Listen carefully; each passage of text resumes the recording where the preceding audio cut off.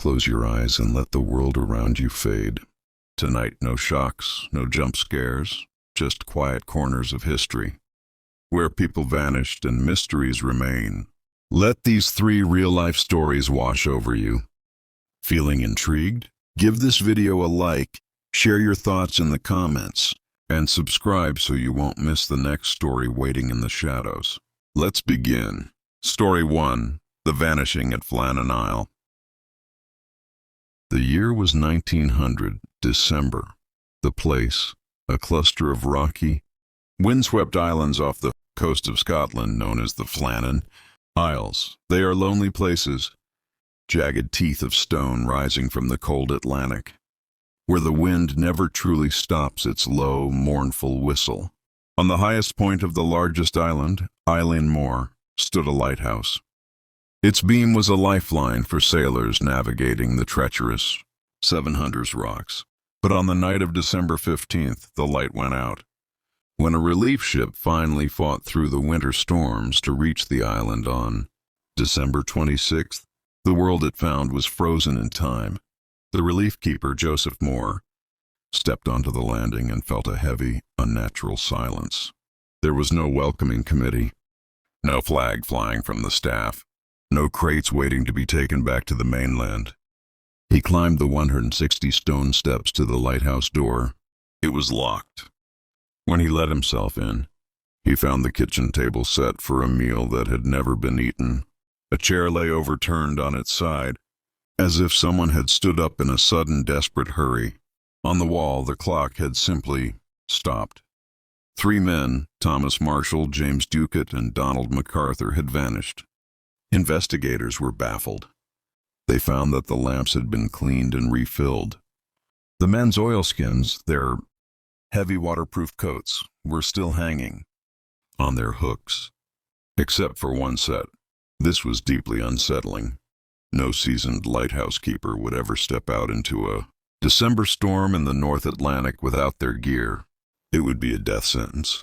The logbook added to the chill. The final entries described a storm so fierce it made the men weep and pray. Yet, records from the mainland showed the weather had been calm during those days. Was the storm only at the lighthouse?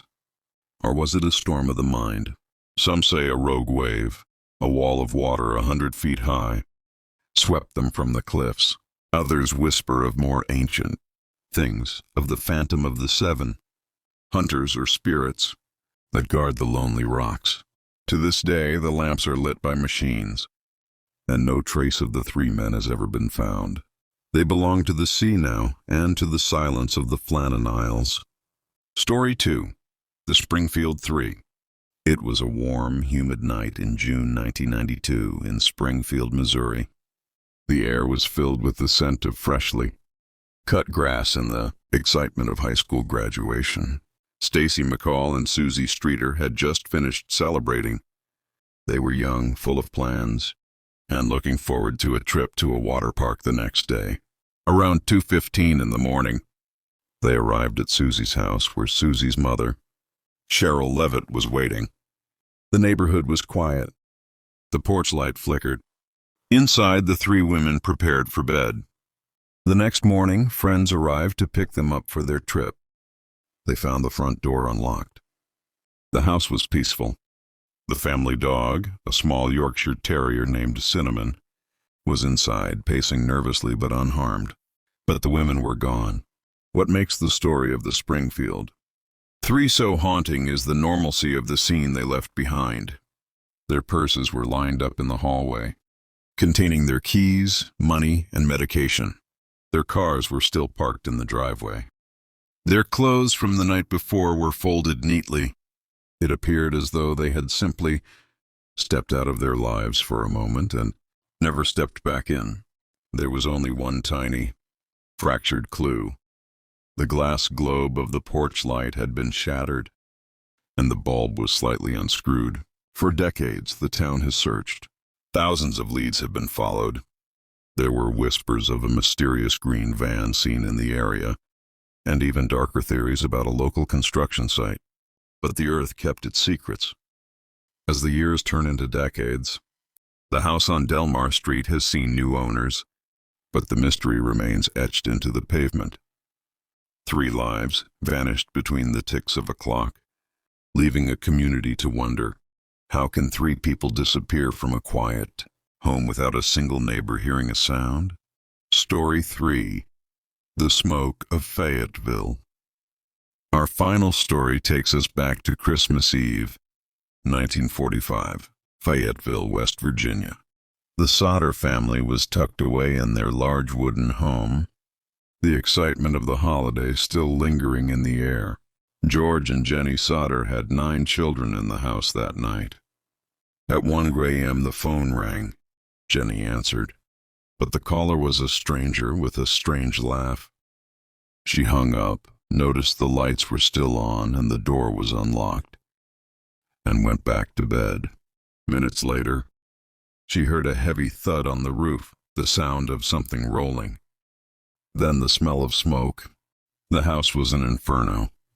George and Jenny managed to escape with 4 of their children, but 5 others, Maurice, Martha, Louis, Jenny, and Betty, were trapped upstairs. George was a man of action. He ran to get his ladder to reach the upstairs window, but it was gone, missing from its usual spot. He tried to start his 2 trucks to drive them against the house to climb on top. But both engines, which had worked perfectly that morning, refused to turn over. The water barrels were frozen solid. The family watched in agony as their home collapsed in less than an hour.